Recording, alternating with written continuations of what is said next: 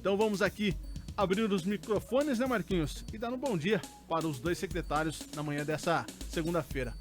Bom dia, Ramon. Bom dia, Manuela. Bom dia. Bom dia, ouvintes da Raízes. Bom dia, meu irmão Marquinhos. Prazer em revê-lo. Oi, Ramon. Ou mesmo para você, Tony. Tudo de bom aí. Prazer é nosso. Sempre. E aos ouvintes, né? Com certeza. Marquinhos, você quer começar aí com... Vamos lá. A Paula... Manuela, desculpa. Paula, você falou Paula, eu fui na onda, desculpa. Manuela Masqueto Gonçalves Albini. Olha, agora sim, eu né? li aqui pauta, então, Paula. Faz desculpa. parte. Secretária dos Direitos da Pessoa com Deficiência e Mobilidade Reduzida. Nós temos alguns tópicos aqui para comentar nessa manhã, né, desses 100 dias aí frente à secretaria. Quais as mudanças mais importantes que você nota, Manuela? Bom dia, ouvintes. Bom dia, Marquinhos. Bom dia, Tony.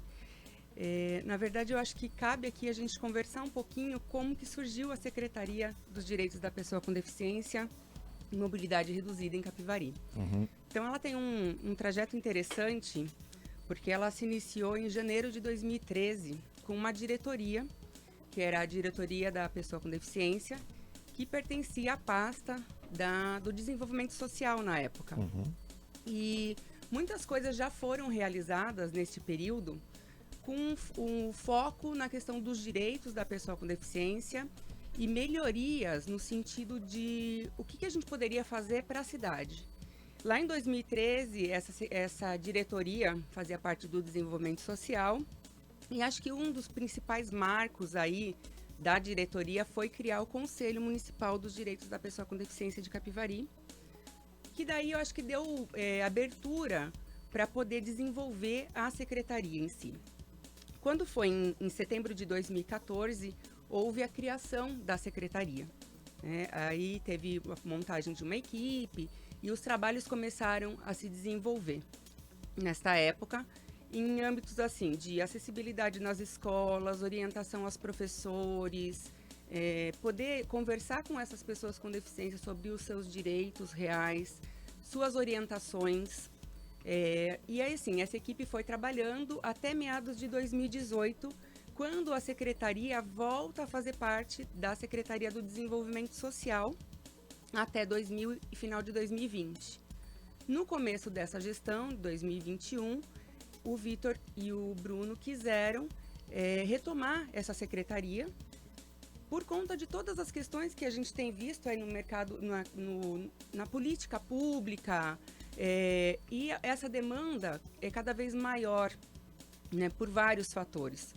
Fatores sociais, fatores de acidentes de carro, violência nas cidades, questões de prematuridade também. Então, assim, são vários itens aí e a gente vê que tem tido políticas públicas sendo desenvolvidas em cima da questão da deficiência. Exige-se uma atenção maior nesse momento. Exatamente.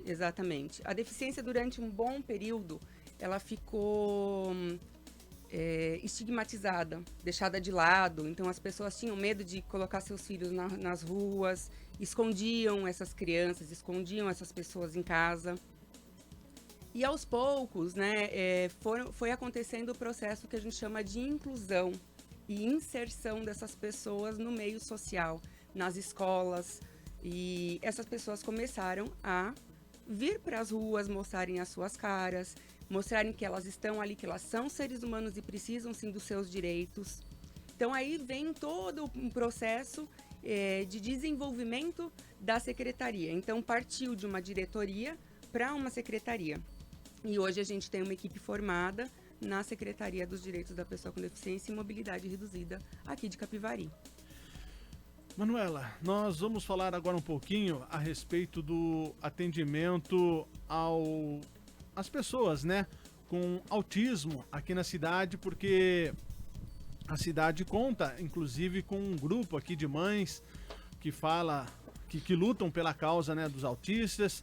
Também tivemos aí na última sexta-feira, se eu não me engano, dia 2 de abril, o dia do autista. Como que está o atendimento em relação a esse grupo?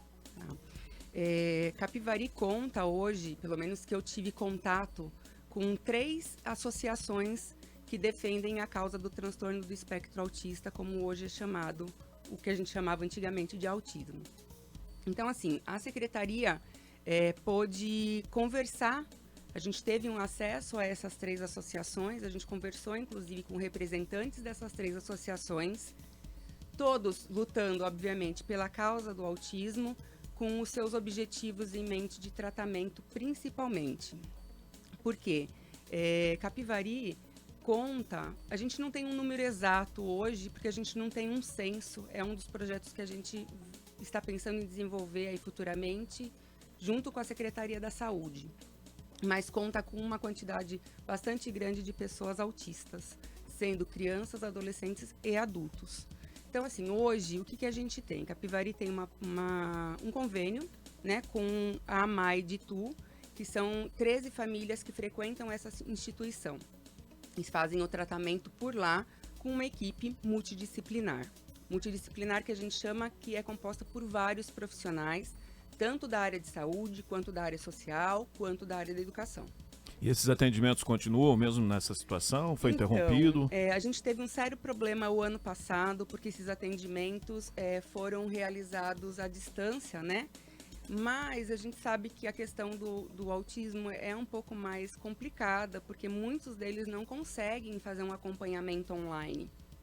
Realmente. Então, eu vejo que a AMAI ela teve uma boa ideia de mandar materiais prontos, feito pela equipe deles, mas muitas vezes os pais não conseguiam fazer esse acompanhamento, porque realmente a criança ou o adolescente não consegue ficar em frente a um celular, né? É muito complexo esse ambiente e esse desenvolvimento do autista. Então, assim, hoje Capivari conta com alguns lugares de atendimento. O AMAI é um que a gente fechou o convênio, na verdade esse convênio já estava fechado desde a última gestão, então esse convênio foi renovado para essas 13 famílias que quiseram permanecer na AMAI.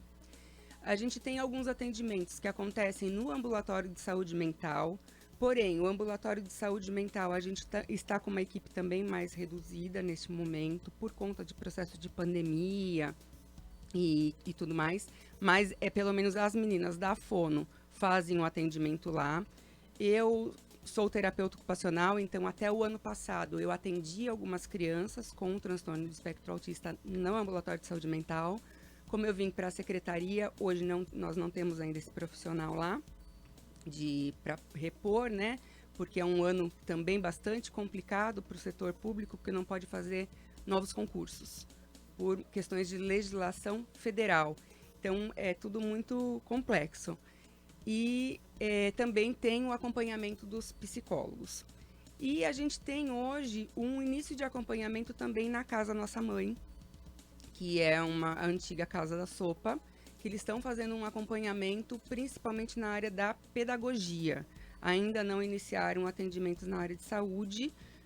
Acredito que a Nina, que é a presidente de lá, que a gente tem conversado bastante, ela tem essa ideia, sim, de desenvolver.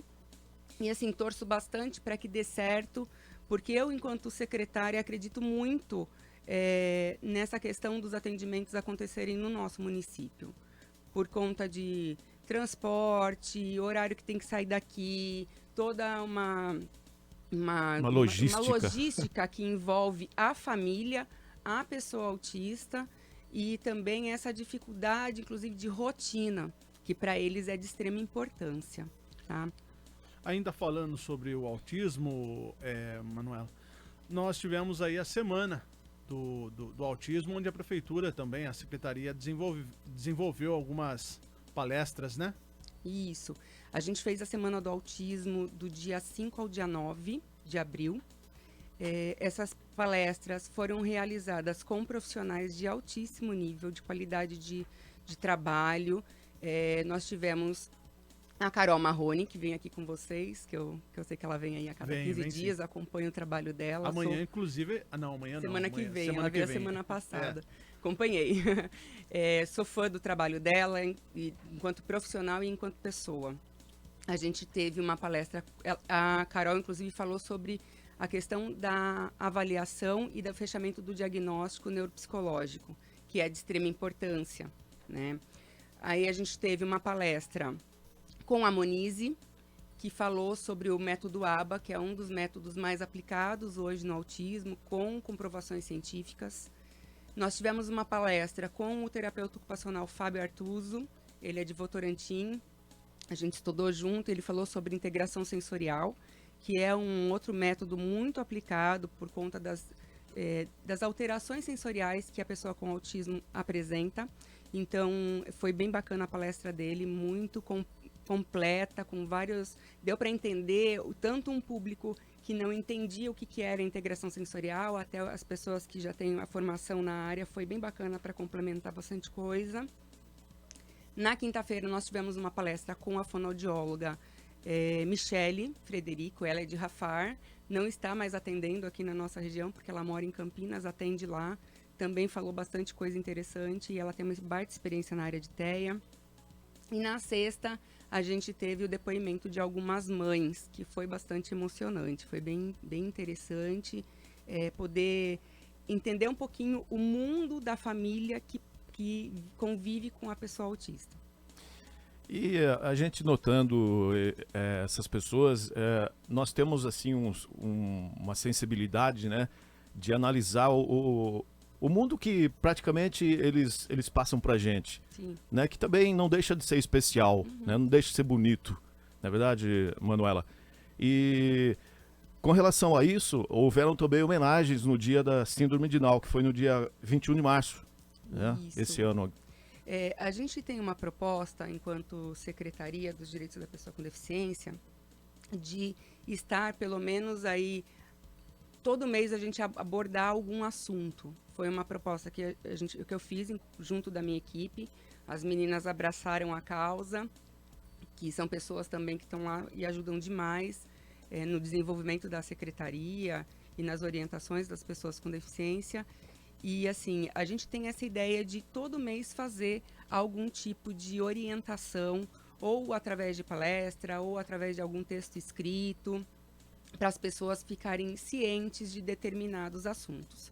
Nós falamos também, eu acredito que foi no começo de fevereiro, se eu não me engano, sobre as doenças raras, que também são várias e que acomete um número menor de pessoas, como o próprio nome diz, por serem raras, mas não deixa de ter suas importâncias, porque essas pessoas também passam por processos de tratamento e pode ser aí um princípio de orientar as pessoas que passam por determinadas coisas e não sabem o que elas têm. Então, assim, a gente quer sempre trazendo essa questão de assuntos importantes relacionados à pessoa com deficiência, seja na questão da saúde, nos seus direitos sociais, na questão da cultura, do lazer. Então, assim, o que eu gosto de sempre falar, né, e é uma das coisas que eu conversei muito com o Vitor e com o Bruno na época que eu fui convidada para estar na secretaria, é a questão da parceria. A Secretaria dos Direitos da Pessoa com Deficiência e Mobilidade Reduzida, ela trabalha com parceria das outras secretarias. A gente faz o quê? A gente elabora alguns projetos, vê qual que é a demanda que a gente tem, qual que é a demanda que o município traz, que essas pessoas trazem para a gente, e a gente faz projetos para a gente poder desenvolver junto com as demais secretarias. Então, assim, é parceria, é estar ali lado a lado, vendo qual que é a demanda, o que é a necessidade que a gente precisa naquele momento. Falando nessas parcerias e nas necessidades, como está o empréstimo de equipamentos para a população que necessita, Manuela?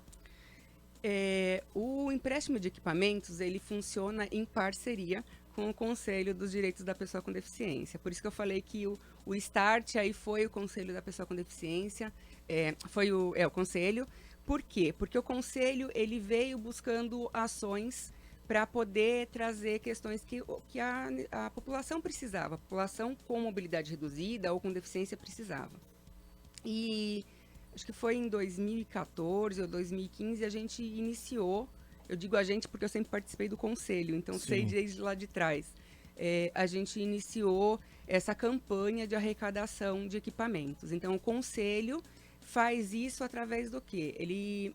A gente fez uma campanha pelo Conselho de arrecadação de lacres. Então, os lacres das latinhas, tem aquela questão que vai enchendo as garrafas PET de 2 litros, 140 garrafas PET aproximadamente, dava direito à troca de uma cadeira de rodas. Então, com essa ação, que a gente teve parcerias muito interessantes com as escolas, com a comunidade, com as pessoas de bairros. Essa semana encontrei com uma pessoa no supermercado, ela falou, Manu, vou dar continuidade nessa ação, posso? Pode, faço favor. É o conselho que dá início a essa ação, mas depois esses equipamentos, eles são locados na nossa secretaria. Então, chegou na secretaria, qualquer pessoa que tiver interesse, precise, né, de algum equipamento. Que equipamentos são esses? Cadeira de rodas, andadores, muletas, a gente já chegou a ter bota ortopédica que pôde ser emprestada, cadeira de banho. Então, assim, pode chegar na secretaria e pedir esse empréstimo. E como que funciona? A gente só solicita uma prescrição de um relatório. Pode ser de qualquer profissional da área de saúde, pode ser médico, pode ser fisioterapeuta, terapeuta ocupacional, enfermeiro, para a gente ter realmente um respaldo de que aquela pessoa realmente precisa daquele equipamento. Então, assim, precisou de uma cama hospitalar, que a gente tem para empréstimo. A gente precisa desse relatório, precisa dos dados pessoais da pessoa, então, qualquer tipo de documento pessoal, e o comprovante de residência. A gente vai fazer o preenchimento desses dados e é feito o empréstimo. O empréstimo, ele dura 3 meses, mas ele pode ser renovado. Então, assim, o que a gente pede tá sempre a pessoa, passou 3 meses, a gente vai ligar, mas se a pessoa puder ligar na secretaria, falar, olha, eu ainda vou precisar, vou permanecer aqui, a gente faz a renovação sem problema nenhum.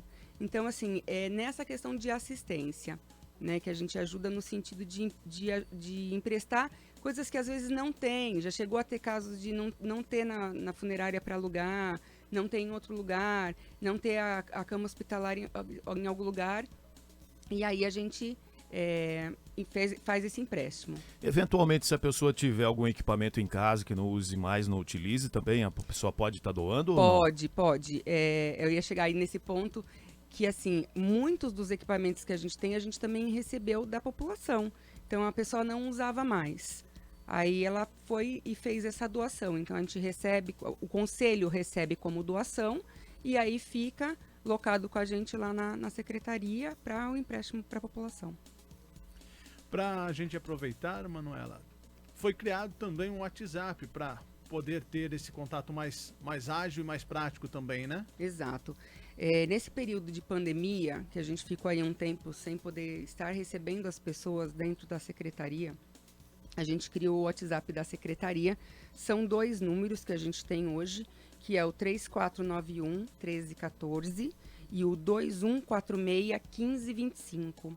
Então, se a pessoa tiver condições de mandar o WhatsApp, às vezes até a documentação a gente consegue receber pelo WhatsApp, para a pessoa não ter que se deslocar até lá.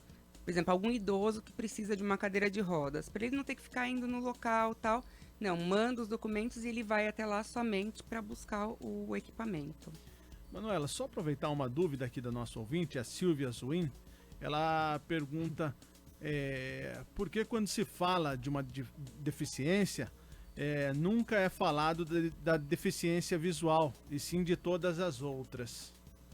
Na verdade, a deficiência visual faz parte de todas as demais deficiências, né? Enquanto Secretaria dos Direitos da Pessoa com Deficiência, a gente vê o todo, é o que eu costumo falar. Hoje a gente tem uma problemática maior na questão do TEA, que está aí mais exacerbado. Porém, nós temos a deficiência visual, nós temos a deficiência auditiva, nós temos a deficiência física, intelectual, as múltiplas deficiências, que é quando tem mais de uma deficiência, a pessoa tem mais de uma deficiência. Então, assim, na verdade, eu acho que são focos, né, do momento, mas não que a deficiência visual não tenha que ser levada em consideração, muito pelo contrário, né, a gente tem que levar sim. Manuela, existem projetos novos à vista que estão no gatilho já? Sim, vou falar um pouquinho dos projetos que a gente está desenvolvendo já na Secretaria neste ano, né, de 2021, aí nesses 3 primeiros meses e meio de Secretaria. Então, a gente fez o quê? A gente tem a questão do empréstimo, né, que é realizado em parceria com o Conselho. Nesse período, nós fizemos 20 empréstimos já, e tem mais ou menos de 20 a 25 equipamentos que já estão emprestados de outros momentos. Então, a gente tem uma média de 40 equipamentos emprestados para a população. Foi feito a palestras, né, da Semana do TEA, a conscientização da síndrome de Down e das doenças raras, as orientações às pessoas com deficiências. Então, assim, já teve casos de a família chegar lá e precisa de orientação, onde ela vai procurar tratamento, o que ela precisa fazer para ter determinados equipamentos. Vou precisar usar fralda, como que eu faço para conseguir isso? Uma alimentação especial, como que é isso? Precisa, às vezes, de uma cesta básica. Então, assim, a gente passa todas essas orientações, as adaptações dos meios, né? Então, vamos pensar numa pessoa aí com uma deficiência visual, por exemplo, como veio a questão. Então, a gente vai orientado de como deve ser feito dentro de casa. Tudo isso faz parte da questão da própria terapia ocupacional, que é a minha formação, e enquanto secretaria a gente dá esse respaldo.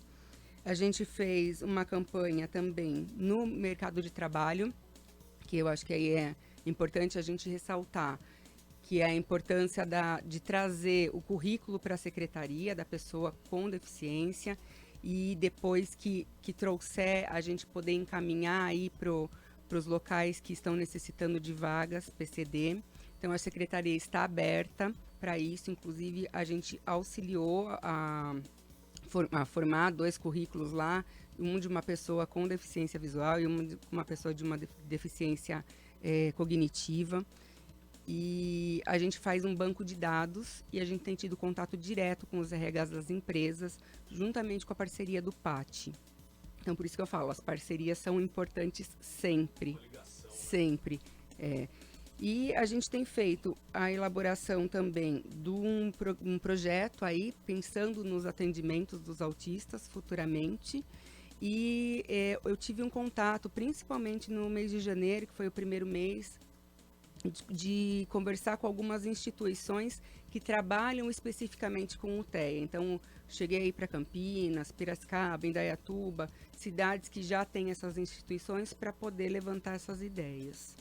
E projetos futuros, a gente tem alguns projetos que já estão aí para serem liberados e outros que vão ser a longo prazo. Então, a gente tem o projeto da cão-terapia, que vai ser feito junto com a guarda, com a segurança pública. Eles têm um cachorro que vai poder trabalhar com a gente nesse projeto para as pessoas com deficiência em geral. Então, assim, provavelmente é um projeto que já vai, logo, a gente vai divulgar e ver como que a gente vai trabalhar com isso, para fazer as inscrições e tudo mais. O projeto da acessibilidade urbana, então, assim, em parceria também com o desenvolvimento urbano, para a gente poder fazer acessibilidade em calçadas, guias, essas questões mais de edifícios, para as pessoas terem acesso aos edifícios, principalmente público e às vias públicas. A gente está com um projeto com a Secretaria da Educação, que é para atendimento de crianças com necessidades educacionais especiais. Então, esse projeto está sendo desenvolvido junto com a supervisora de Educação Especial da Secretaria da Educação. É um projeto que a gente ainda está escrevendo, mas pretende colocar em prática a partir do ano que vem, porque esse ano já a gente não pode fazer os atendimentos que seriam grupais, né? Então, enquanto tiver a pandemia, a gente tem essa problemática. A gente tem também um projeto de inclusão nos esportes e na cultura. Então, com a Secretaria de Esportes, com a Secretaria de Cultura também a gente já conversou. O Censo, que é um projeto aí que, na verdade, era o primeiro projeto que eu tinha para a gente começar a fazer, em parceria com a Secretaria de Saúde, mas por conta da pandemia a gente resolveu esperar um pouco, porque a questão da pandemia ainda é muito evidente, né, e muito, muito séria. E a gente tem a questão de voltar com um grupo de mães, que é um grupo de orientação e de base mesmo para elas nas questões terapêuticas, mas para as mães, para aquelas cuidadoras das pessoas com deficiência. Queremos agradecer, né, Tony Machado, a sua presença, Manuela Masqueto, e e passar para você que nós temos a impressão de que realmente essa secretaria está muito bem representada pelo fato de ter uma pessoa técnica, né? Porque até mesmo pela sua formação, terapeuta ocupacional, acreditamos que dessa forma fica mais fácil de analisar todo o contexto dessa situação, né, toda. Eu que agradeço a oportunidade de estar aqui falando um pouquinho do nosso trabalho. Quero agradecer assim de coração a população que tem ido até lá com a gente e a gente tem podido orientar e dizer que a gente está lá de portas abertas, não tão abertas ainda, né, como a gente gostaria, mas que a gente está disposto a fazer o melhor trabalho. Então, entre em contato conosco pelos 2 telefones que nós passamos. Nós temos também 2 e-mails, quem puder entrar em contato por e-mail ou quiser tirar alguma dúvida por e-mail, vou estar passando aqui para vocês, que é o atendimento.pcd@capivari.sp.gov.br e o outro e-mail é secretaria.pcd@capivari.sp.gov.br. Agradeço. Obrigada. Bom dia, Ramon Bizin, secretário de Desenvolvimento Social. Novamente, prazer recebê-lo aqui nos nossos estúdios, Ramon. Eu que agradeço pelo convite, Marquinhos, Tony. É um prazer aqui estar na Rádio Raízes FM. Isso é sinal de muito trabalho, né, Ramon? Porque recentemente você esteve já participando aqui de uma entrevista e hoje trazendo novas boas aí, né? Sim, são 100 dias, né, de trabalho em que a administração Vitor e Bruno acreditaram no nosso trabalho. Então temos que realmente mostrar o que fizemos nesses 100 dias, né? E como que está, Ramon, nesses 100 dias, a atualização aí do cadastro dos moradores do bairro São Luís? Então, esse foi uma das prioridades justamente da administração do Vitor e do Bruno, de fazermos ali uma atualização, porque todos os moradores ali eles estão numa área de risco e área verde. Então, infelizmente, estão de uma maneira errada instalados num bairro que é próximo da Casa da Criança, ali do bairro São Luís. Acho que a maioria das pessoas já conhece. E essa atualização, infelizmente, devido à pandemia, ela estava sendo feita na Casa da Criança, onde nós colocamos assistentes sociais, e ali foi feito um cadastro. Só que não foi feito por completo.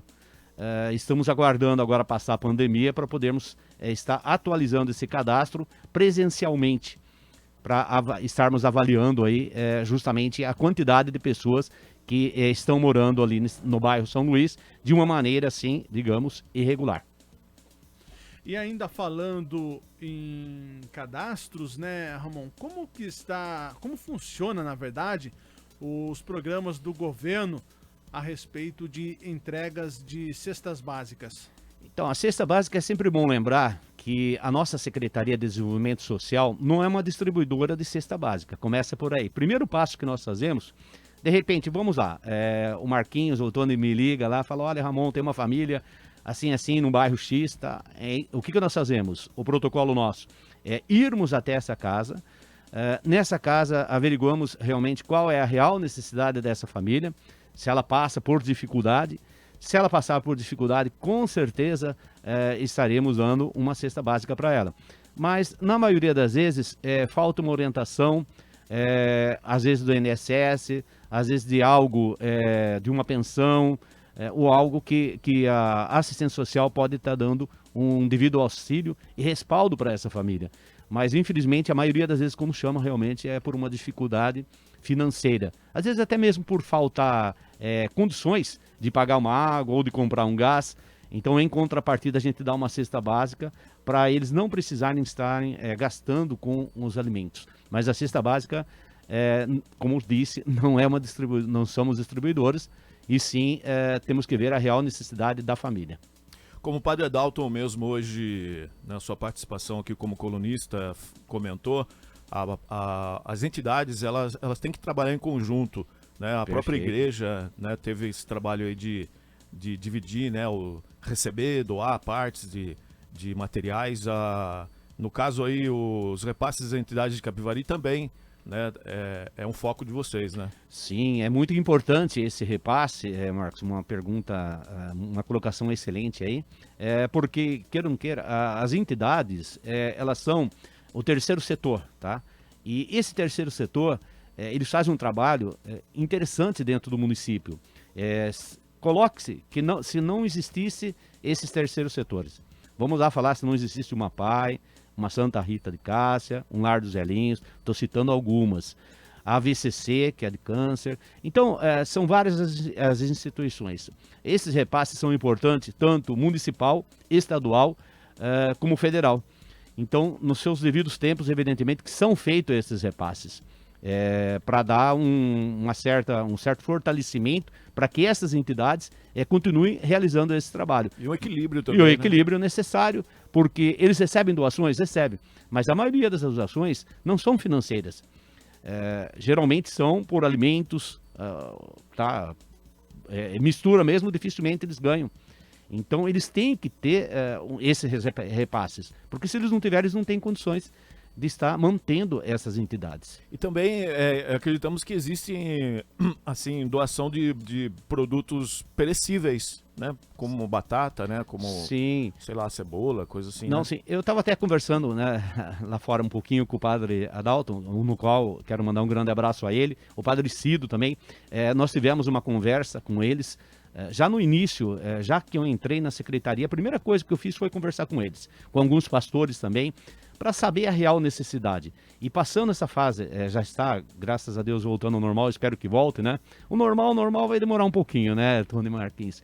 Mas só de andarmos um pouquinho mais para frente, evoluirmos nesse sentido, com certeza vai ficar fácil para fazermos novas reuniões com os vicentinos, até mesmo com os pastores, para estarmos fazendo um cadastro único. Porque assim nós vamos saber qual a real necessidade da família nos determinados bairros, e para que não haja, por exemplo, uma igreja, uma determinada igreja evangélica ou até mesmo a católica, de estar ajudando e nós também estarmos ajudando. E deixando de dar assistência para outra família que está precisando. Então, nós temos que ter, como você disse, esse equilíbrio. E todos esses temas, né, Ramon, que nós falamos, repasses às entidades, entregas de cestas básicas, tudo isso gira em torno, muitas vezes, de algumas campanhas, como a campanha Uma Dose de Amor e também a Conexão Solidária. Como está a campanha Uma Dose de Amor e como foi a campanha Conexão Solidária nesse último final de semana? Olha, foi muito surpreendente para nós, foi um sucesso, que foi meio que em cima da hora. Não a Dose de Amor. A Dose de Amor, graças a Deus, foi amplamente divulgado.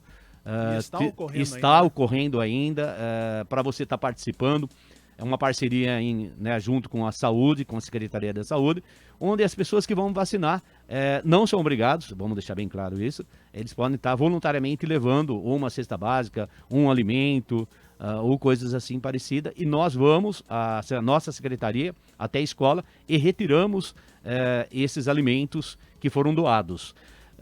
Até o presente momento, nós estamos chegando perto de 1 tonelada do Dose de Amor. Então, está sendo realmente algo assim bom. Poderia ser um pouquinho melhor, poderia, mas sabemos das dificuldades que todos nós estamos passando. Mas sempre é bom estar ajudando essas famílias que hoje chega a 2.000 pessoas, famílias, em extrema pobreza em nosso município. E com questão da campanha, né, regional que aconteceu nesse final de semana, da Conexão Solidária, atingimos também um número interessante, né? De 1 tonelada também no sábado, só em um dia. Então, mostra que realmente a população está ajudando, está colaborando. E agora cabe-nos justamente fazer essa distribuição corretamente. Até mesmo porque é inadmissível um país, um território que nós temos, né, produtor, agronegócio, enfim, e parte da população via passar fome, né, Ramon? Infelizmente. Infelizmente, olha, mais aqui. Sim, foi uma das coisas que eu fiz. Não fui obrigado a estar fazendo isso, mas eu estou sendo presente. Eu estou indo nos bairros, eu estou vendo a real necessidade. E depois, um pouquinho mais para frente, eu vou falar de um trabalho que eu estou fazendo. É um trabalho que não tem a ver com a minha secretaria. Mas estou envolvendo a minha secretaria. Foi algo que eu já estava fazendo antes mesmo de começar e agora estou numa intensidade maior porque eu estou dentro de uma secretaria que envolve o social. Então, por esse motivo, daqui a pouco eu vou falar. Vamos. E tivemos também a mudança do CRAS, Ramon? Ainda não tivemos. O CRAS Cidadania, que está no Santo Antônio, no bairro Santo Antônio, ele vai estar mudando para o CRAS Engenho Velho. E nessa mudança, evidentemente, houve algumas dificuldades com questão da empresa que estava prestando o serviço para finalização desse CRAS, desse novo CRAS aí do Engenho Velho. E, infelizmente, vamos demorar alguns meses ainda. Mas acredito eu que até metade do ano aí estaremos inaugurando esse CRAS aí do Engenho Velho, que nada mais é uma mudança do CRAS do Santo Antônio, de um prédio para o outro, e um prédio com umas instalações novas, evidentemente bem melhor, para estar atendendo a população. E os próximos passos, Ramon, projetos? Existem alguns projetos novos? Olha, devido à pandemia, muitos projetos, infelizmente, temos que esperar um pouquinho. Mas temos um projeto que se chama Programa Criança Feliz. Esse programa, ele é desenvolvido muito bem. Capivari, nos últimos anos, esteve realmente no topo, como exemplo para muitos municípios. E, infelizmente, para esse ano, tivemos, como no ano passado também tivemos a pandemia, mas no ano passado nós tínhamos 5 visitadores. Os 5 visitadores eram estagiários. E na nossa secretaria nós perdemos 14 estagiários. Então imagine que impacto, né? Para a nossa secretaria ter 14 pessoas a menos na sua equipe de RH. Como que funciona isso? Os 5 visitadores, eles vão e já tem algumas famílias. E várias famílias já se inscreveram, mas nós não estamos tendo esses visitadores devido a um probleminha que deu com os estagiários e não estamos podendo contratar não somente a Secretaria de Desenvolvimento Social, mas todas as secretarias. E infelizmente nós tivemos que fazer um edital, estamos fazendo esse edital, para fazer uma contratação em parceria com a empresa que vai ser a vencedora, para estar fazendo a capacitação para esses 5 visitadores e estarmos contratando, de acordo com a lei, né, CLT, tudo certinho. Mas esse trabalho está, mas infelizmente com 1 ou 2 visitadores só. Mas daqui 1 mês, 2 meses no máximo, vai estar voltando à sua normalidade com os 5 visitadores. No momento, o programa que nós temos é esse, e nos CRAS nós temos vários programas e projetos também. E penso que se voltar tudo normalizando um pouco, né, com certeza estaremos retomando vários projetos dentro do CRAS, que são tanto para pessoas como para adolescentes, para jovens e para adultos e também para pessoas da terceira idade também.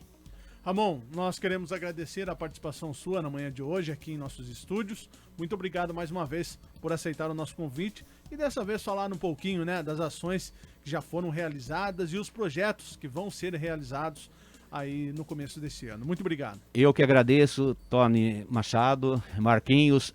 Eu vou falar rapidinho, sei que está em cima da hora. É o seguinte, nós fazemos também um trabalho que eu falei para vocês. Verdade. É rapidinho. O trabalho de doação. Então, por exemplo, se você tiver uma cama, um colchão, uma geladeira, o que você tiver, você entra em contato com a nossa secretaria. É pelo WhatsApp também, 3491-9317, ou 9319, ou 9320, e fala, e nós vamos e retiramos, mas tem que estar em boas condições, né? Para estarem sendo doados para famílias que estão precisando, que vêm e que não tem realmente, nem mesmo um colchão, não tem praticamente nada dentro do seu barraco, vamos assim falar, tá bom? E eu que agradeço mais uma vez, então, só e a todos os ouvintes. Repetir o telefone, Ramon, se acaso alguém tem alguma coisa para doar. 3491-9317, é pelo WhatsApp, pode estar falando, passe o endereço, nome, e que nós vamos, e dentro das condições, estaremos combinando para estarmos retirando e passando para a pessoa que vai ser recebendo essa doação. Ramon, muito obrigado pela sua participação. Eu que agradeço.